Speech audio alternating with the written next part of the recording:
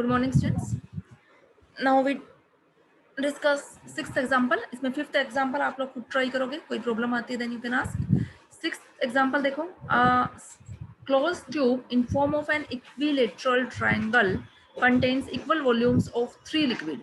हमारे पास एक ट्यूब है, वो किस फॉर्म में है? इक्विलेटरल ट्रायंगल की फॉर्म में है। contains equal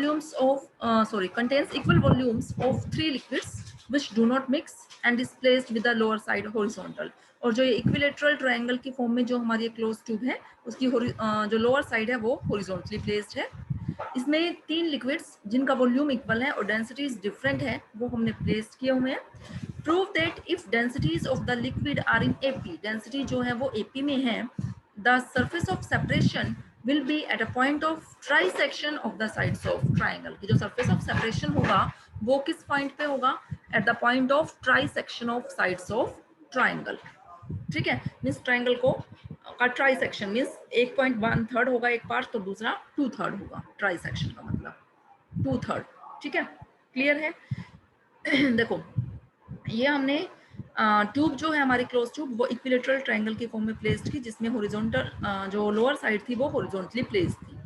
ये हमने नाम दे दिए ए बी सी। अब जो हमारे 3 फ्लूइड्स हैं उनकी डेंसिटीज जो है वो एपी में है, तो डेंसिटी हमने क्या ले ली? Rho minus delta rho and rho plus delta AP में। ठीक है, ट्राइंगल जो इक्विलेटरल ट्राइंगल है, सारे साइड्स इक्वल हैं, तो उस साइड को हमने क्या ले लिया? ए।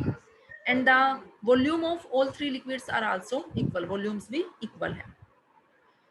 अब हम क्या कह रहे हैं कि जो सरफेस ऑफ सेपरेशन हमें क्या शो करना है, वो कैसे डिवाइड कर रहा है इस ट्रायंगल को? At a point of trisection means 1/3 एक तरफ, 1/3 दूसरा तरफ, अपर 2/3। तो हमें जो ये फ्लूइड प्लेस करना है वो इसी तरीके से ही प्लेस करके दिखाएंगे हम, तभी तो हम दिखाएंगे कि वो ऐसे उसको ट्राइसेक्ट कर रहे हैं। तो जैसे हमने एक फ्लूइड लिया जिसकी डेंसिटी रो प्लस डेल्टा है, क्योंकि आपको पता है कि हेवियर डेंसिटी का फ्लूइड जो है वो आपने नीचे प्लेस करना है, लाइटर वाला आपने ऊपर रखना है। तो ऊपर वाले पोर्शन में रो माइनस डेल्टा और रो, और नीचे वाले पोर्शन में रो प्लस डेल्टा। अब देखो, अब ऐसा नहीं है कि जो नीचे वाली पूरी साइड है वो आपने रो प्लस डेल्टा से फिल कर देनी है। अगर उसको पूरा को आप रो प्लस डेल्टा से फिल कर दोगे तो जो सरफेस ऑफ सेपरेशन है वो तो कॉर्नर्स पे आ जाएंगे, फिर वो साइड को ट्राइसेक्ट कैसे करेंगे? तो हमने इसको ऐसे ही शो करना है फिगर में। ये देखो, मीन्स कुछ पोर्शन में हमने रो प्लस डेल्टा, कुछ पोर्शन हमने छोड़ दिया जिसमें another liquid of another density से रो का यहाँ फिल किया है। ठीक है, अब ये हमने ये मान के चलो कि कुछ पोर्शन जो है मान लो वो 2/3 है, हमने यही शो करना है ना, तो इस तरीके से ही फिगर हमने ड्रॉ किया।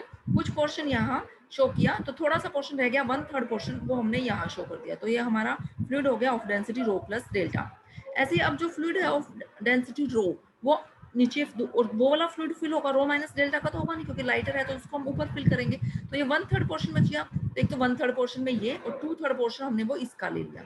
यहाँ इस पोर्शन में हमारा जो फ्लूइड है वो फिल हो गया ऑफ डेंसिटी रो, बच गया रो माइनस डेल्टा। तो ये हमने 2/3 लिया, तो 1/3 तो पोर्शन ये, और इस साइड लेफ्ट साइड पे 2/3 पोर्शन ये फिल हो गया रो माइनस डेल्टा। ये जो फ्लूइड्स हैं वो डिफरेंट डेंसिटीज के हैं, तो उनको डिनोट करने के लिए भी आप डिफरेंट डिफरेंट सिंबल्स यूज कर रहे हैं, जैसे यहाँ लाइंस, यहाँ डॉट्स, और यहाँ से आप क्रॉस या प्लस साइन यूज कर सकते हो। ठीक है, डेंसिटी आप मेंशन कर देना फिगर ताकि आपको क्लियर है। अब वो क्या कह रहा है? Volumes of 3 liquids are equal DC. DC देखो क्या है, ई मींस ये डीसी, ऐसे ही ये ई ए, एंड ऐसे ये F B, these are equal से एक्स। ठीक है, इसको हमने क्या मान लिया? एक्स मान लिया, इन पोर्शन को, डीसी पोर्शन को, ई ए पोर्शन को, और एफ बी पोर्शन को।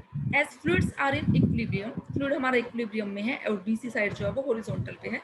सो हॉरिजॉन्टल प्लेन में आपको पता है कोई भी पॉइंट कंसीडर करो, वहां हमारा प्रेशर क्या होता है? सेम होता है। तो horizontally pressure at B is equal to pressure at point C.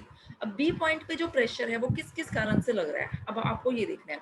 Pressure at B अब कहाँ कहाँ से लगेगा? देखो, प्रेशर एट बी, एक तो बी पॉइंट पे जो प्रेशर लगेगा वो एक तो इस कॉलम के कारण एफ बी के कारण लगेगा, और ए एफ के कारण। ऐसे जो पॉइंट सी पॉइंट है, सी पॉइंट पे किस किस कारण से लगेगा? एक तो ये ई सी के कारण लगेगा, और दूसरा ये ए ई पोर्शन के कारण। ठीक, देखो अब बी पॉइंट पे pressure due to the column F B.